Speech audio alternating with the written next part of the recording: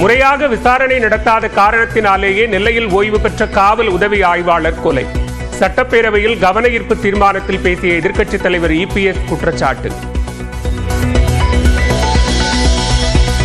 ஜாகிர் ஹுசைன் கொலை வழக்கில் குற்றவாளிகளை கண்டறிந்து தக்க தண்டனை பெற்று தரப்படும். சட்டப்பேரவையில் முதலமைச்சர் மு க ஸ்டாலின் உறுதி. இன்றும் நாளையும் 3 டிகிரி செல்சியஸ் வரை வெப்பம் அதிகரிக்க வாய்ப்பு. ஒரு சில பகுதிகளில் அசௌகரியம் ஏற்படலாம் என வானிலை ஆய்வு மையம் எச்சரிக்கை.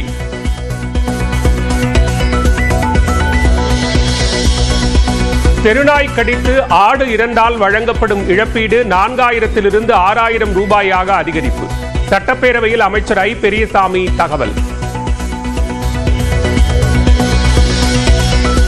கொரோனா காலத்தில் வரி வருவாய் இல்லாததால் அதிக கடன். எதிர்க்கட்சித் தலைவர் எடப்பாடி பழனிசாமிக்கு அமைச்சர் தங்கம் தென்னரசு பதில். இன்று நடைபெறுவதாக இருந்த ரயில்வே தேர்வு ஒத்திவைக்கப்படுவதாக அறிவிப்பு. மதியம் நடைபெறவுள்ள தேர்வாவது நடக்குமா என எதிர்பார்த்து காத்திருக்கும் தேர்வர்கள். அரசு ஊழியர்கள் போராட்டத்தில் ஈடுபட்டால் ஊதியம் கிடையாது என தமிழ்நாடு அரசு எச்சரிக்கை. இன்று பணிக்கு வராத ஆசிரியர்களுக்கு ஊதியம் பிடித்தம் செய்யப்படும் எனவும் அறிவிப்பு.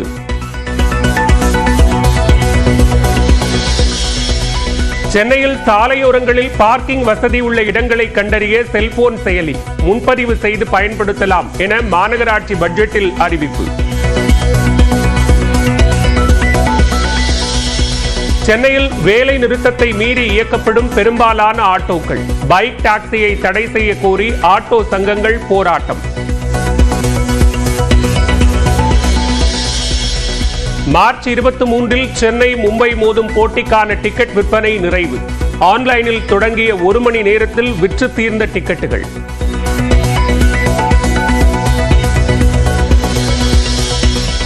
அளவுக்கு அதிகமாக செம்மண் வெட்டி எடுத்தது தொடர்பான வழக்கில் அமைச்சர் பொன்முடி அவரது மகன்கள் CBI சிறப்பு நீதிமன்றத்தில் ஆஜர். நேரில் ஆஜராவதிலிருந்து விலக்கு அளிக்க பொன்முடி கோரிக்கை. புதுச்சேரியில் ரேஷன் கடை இல்லாத பகுதிகளுக்கு வீடு தேடிச் சென்று அரிசி விநியோகம். முதலமைச்சர் ரெங்கசாமி சட்டப்பேரவையில் அறிவிப்பு.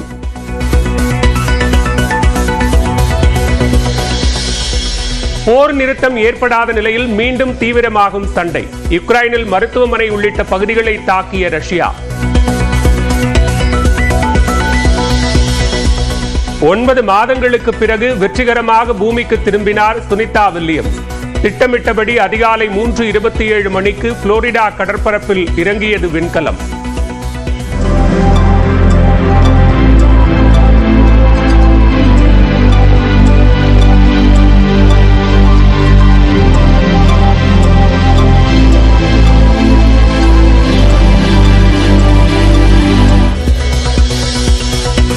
டிராகன் விண்கலத்தில் இருந்து உற்சாகமாக வெளியே வந்த சுனிதா 9 மாதங்களுக்கு பிறகு பூமியின் காற்றை சுவாசித்தார்.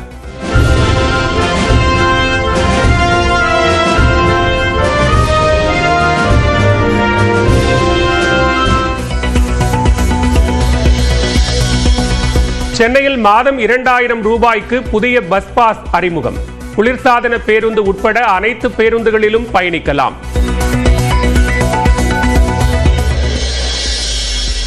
முருகனின் முதல் படை வீடான திருப்பரங்குன்றத்தில் தேர் திருவிழா. ஆயிரக்கணக்கான பக்தர்கள் தேரை வடம் பிடித்து இழுத்து அரோகரா முழக்கத்துடன் வழிபாடு.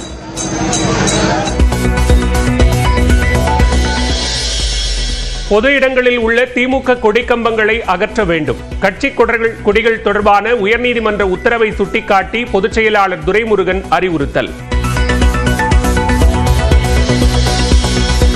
சேப்பாக்கத்தில் நடைபெறவுள்ள CSK அணிக்கு எதிரான போட்டியில் மும்பை அணியின் கேப்டனாக சூரியகுமார் யாதவ் நியமனம். ஒரு போட்டியில் விளையாட ஹர்திக் பாண்டியாவிற்கு தடை உள்ள நிலையில் அறிவிப்பு. சென்னையில் ஆட்டோக்கள் வேலை நிறுத்தம் அறிவிக்கப்பட்ட போதும் பெரும்பாலான ஆட்டோக்கள் இயக்கப்பட்டு வருகின்றன. பைக் டாக்ஸிகளை தடை செய்ய வேண்டும், ஆட்டோ மீட்டர் கட்டணத்தை உயர்த்த வேண்டும் என்பன உள்ளிட்ட கோரிக்கைகளை வலியுறுத்தி அனைத்து ஆட்டோ தொழிற்சங்க கூட்டமைப்பு சார்பில் சென்னை உள்ளிட்ட 4 மாவட்டங்களில் இன்று ஒருநாள் அடையாள வேலை நிறுத்த போராட்டம் அறிவிக்கப்பட்டிருந்தது.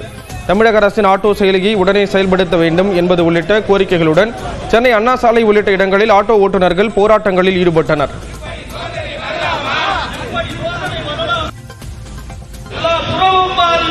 எப்படி வாழ்வான் தொழிலாளி எப்படி வாழ்வான் தொழிலாளி எப்படி வாழ்வான் தொழிலாளி எப்படி வாழ்வான் தொழிலாளி ஆட்டோ ஓட்டும் தொழிலாளிக்கு ஆட்டோ ஓட்டும் தொழிலாளிக்கு இப்படி சோதனை வரலாமா இப்படி சோதனை வரலாமா இப்படி சோதனை வரலாமா இப்படி சோதனை வரலாமா. அரசு வல்லுநர்கள் ஏத்துக்கினாங்க, அரசு அதிகாரிங்க ஏத்துக்கினாங்க, பொதுமக்கள் ஏத்துக்கினாங்க, ஆட்டோ தொழிலாளி ஏத்துக்கினாங்க. இது அரசு ஏன் நடத்தக்கூடாது? ஏன் செயலியை தொடரக்கூடாது? பல லட்சக்கணக்கான பேருக்கு வேலை வாய்ப்பை தர முடியும். இது ஆட்டோ டிரைவருக்கான கோரிக்கை இல்ல, பொதுமக்களுக்கான கோரிக்கை. வேலைநிறுத்த போராட்டம் அறிவிக்கப்பட்டிருந்த போதிலும் சென்னையில் பெரும்பாலான ஆட்டோக்கள் வழக்கம் போல இயக்கப்பட்டு வருகின்றன. ஆதார் எண்ணுடன் வாக்காளர் அடையாள அட்டையை இணைப்பதற்கான நடவடிக்கையில் தேர்தல் ஆணையம் இறங்கியிருக்கிறது. நாடு முழுவதும் வாக்காளர் அடையாள அட்டையுடன் ஆதார் எண்ணை இணைப்பதை கட்டாயமாக்கும் நடவடிக்கைகளில் இந்திய தேர்தல் ஆணையம் தீவிர நடவடிக்கை எடுத்து வருகிறது. அதன் ஒரு பகுதியாக டெல்லியில் தலைமை தேர்தல் ஆணையர் ஞானேஷ்குமார் தலைமையில் தொழில்நுட்ப வல்லுநர்கள் முக்கிய அதிகாரிகளுடனான ஆலோசனைக் கூட்டம் நடைபெற்றது. தேர்தல் ஆணையர்கள் சுக்பீர் சிங் சந்து, விவேக் ஜோஷி மற்றும் மத்திய உள்துறை செயலாளரும் கலந்து கொண்டனர். இந்த கூட்டத்தில் ஆதார் எண்ணுடன் வாக்காளர் அடையாள அட்டையை அரசியல் சாசன பிரிவு 326 அடிப்படையிலும் உச்சநீதிமன்றத்தின் உத்தரவு மற்றும் மக்கள் பிரதிநிதித்துவ சட்டத்தின்படி இணைக்க முடிவெடுக்கப்பட்டுள்ளதாக தேர்தல் ஆணையம் தனது அறிக்கையில் தெரிவித்துள்ளது. மேலும் ஆதார் எண்ணுடன் வாக்காளர் அடையாள அட்டை விவரத்தை இணைப்பது தொடர்பாக இந்திய தனித்துவ அடையாள ஆணையத்துடன் விரைவில் ஆலோசனை நடத்தப்படும் என்றும் கூறியுள்ளது. அரசியல் சாசன பிரிவு 326 படி ஒவ்வொரு இந்தியனுக்கும் வாக்களிக்கும் உரிமை உள்ளது. ஆனால் ஆதார் அட்டை என்பது ஒரு தனிநபரின் அடையாளத்தை மட்டுமே தெரியப்படுத்துகிறது. இதை கருத்தில் கொண்டு அரசியல் அமைப்பின் 326வது பிரிவு விதிகளின்படி ஆதாரை வாக்காளர் அடையாள அட்டையுடன் இணைப்பது முடிவு செய்யப்பட்டுள்ளதாக தெளிவுபடுத்தியுள்ளது. தேர்தல் நடைமுறையில் வெளிப்படைத்தன்மை, செயல்திறன் உள்ளிட்டவற்றை மேம்படுத்தும் நோக்கில் வரும் தேர்தல்களுக்கு முன்பாகவே செயல்படுத்தப்படும் என தெரிவிக்கப்பட்டுள்ளது.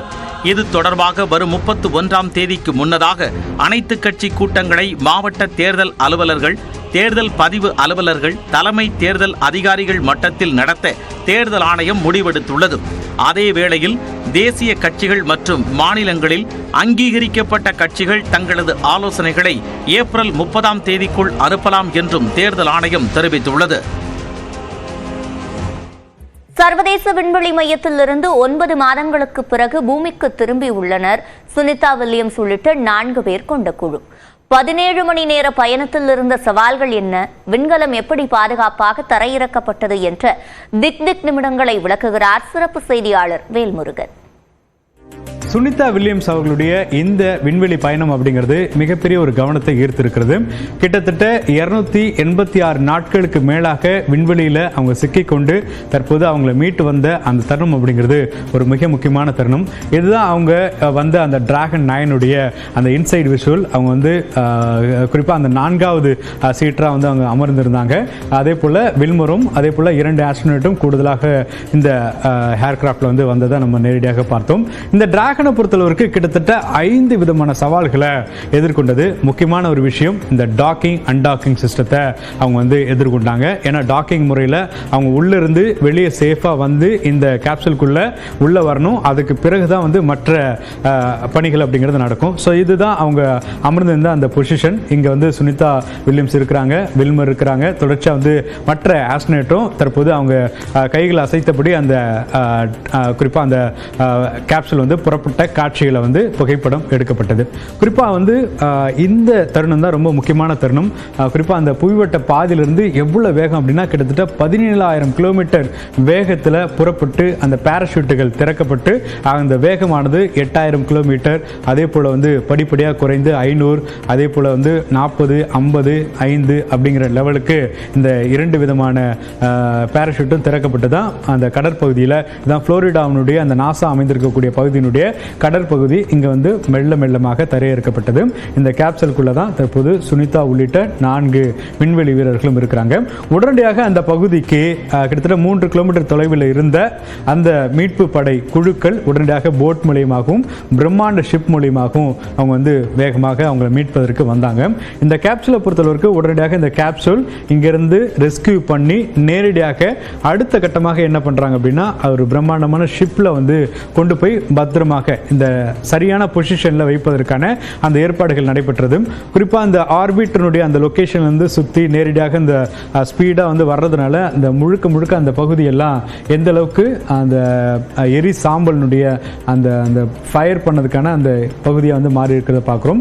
குறிப்பாக இந்த பகுதிக்கு வந்த பிறகு நேரடியாக அந்த கேப்சூலுக்குள்ள இருக்கக்கூடியவங்களை பத்திரமா மீட்பதற்கு அந்த ஷிப்பில் வந்து கரெக்டாக பொசிஷன் பண்ணி அதுக்கு பிறகு வந்து ஏணியெல்லாம் போட்டு அவங்கள வந்து உள்ளே போயிட்டு கொண்டு வருவதற்கான அந்த எல்லா பணிகளும் வந்து வேகமாக நடந்துச்சு. அதுக்கு பிறகு வந்து அந்த ஷிப்பு வந்து எவ்வளோ நெருக்கமாக கொண்டு வர முடியுமோ அதே போல் அங்கே இருக்கக்கூடிய அந்த ஹீட்டை வந்து நார்மலைஸ்ட் ஆகிறதுக்கு இது மாதிரியான பல பணிகளில் உடனடியாக அங்கே இருந்த வீரர்கள் வந்து ஈடுபட்டதை பார்க்க முடிஞ்சது.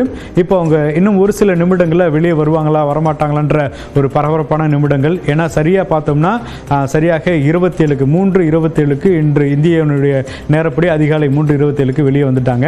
ஆனால் அதிலிருந்து கிட்டத்தட்ட ஒரு 40 நிமிடங்கள் ஆச்சு இவங்க வந்து இந்த கேப்சூலுக்குள்ளேருந்து வெளியே வரதுக்கு ரெஸ்கியூ ஆப்ரேஷன். அதுக்கப்புறம் வந்து நேரடியாக அந்த ஷிப்புக்குள்ளே வந்து டிரான்ஸ்ஃபர் பண்ணி அதுக்கப்புறம் வந்து இப்போ தான் வந்து அந்த டோர் வந்து ஓப்பன் பண்ணாங்க.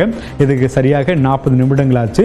அதுக்கு பிறகு அவங்க உள்ளே இருந்து பத்திரமாக வெளியே வருவாங்களான்னு உலக மக்கள் அனைவரும் எதிர்பார்த்த நேரத்தில் அவங்க 4 பேரும் அமர்ந்திருந்து அந்த கைகளை அசைத்த அந்த காட்சிகள் அப்படிங்கிறது அடுத்த காட்சியாக குறிப்பாக இருந்துச்சு. ஏன்னா வந்து அந்த தருணம் வரைக்கும் குறிப்பாக அந்த கேப்சூல் வந்து வேகமாக வந்துச்சு. அதுக்கப்புறம் இந்த மாதிரியான ஒரு காட்சியை பார்த்ததுக்கப்புறம் தான் ஒரு ஒரு நிம்மதி பெருமூச்சு அப்படிங்கிறது எல்லாருக்கும் கிடைச்சது. அதுக்கு பிறகு வந்து நேரடியாக அவங்க வெளியே வருவதற்கான அந்த ஏற்பாடுகள் செய்யப்பட்டு அவங்கள பத்திரமாக ஒவ்வொருவராக குறிப்பாக அவங்களுக்குன்னு ஒரு பிரத்யேகமான வீல் சேர் கொடுக்கப்பட்டு 3வது நபராக சுனிதா வில்லியம்ஸ் வந்து தற்பொழுது வரக்கூடிய அந்த காட்சிகளை நம்ம பார்க்கிறோம். இந்த நொடிக்காக தான் கிட்டத்தட்ட நம்மளுடைய இந்தியர்களும் அதே போல உலகம் முழுவதும் இருக்கக்கூடிய பல விஞ்ஞானிகளும் உற்று நோக்கிய தருணம். ஏன்னா கிட்டத்தட்ட 9 மாதங்கள் கழித்து அவங்க வரக்கூடிய அந்த காட்சிகளை அவ்வளவு உற்சாகமாக வெளியே வந்ததை பார்க்கும் பொழுது அதுக்கப்புறம் அடுத்தடுத்த விஞ்ஞானிகள் வந்ததும் ஒரு பெரும் ஒரு ஆச்சரியத்தையும் பெரிய அனுபவத்தையும் ஏற்படுத்தியதை அனைவராலும் உணர முடிந்தது.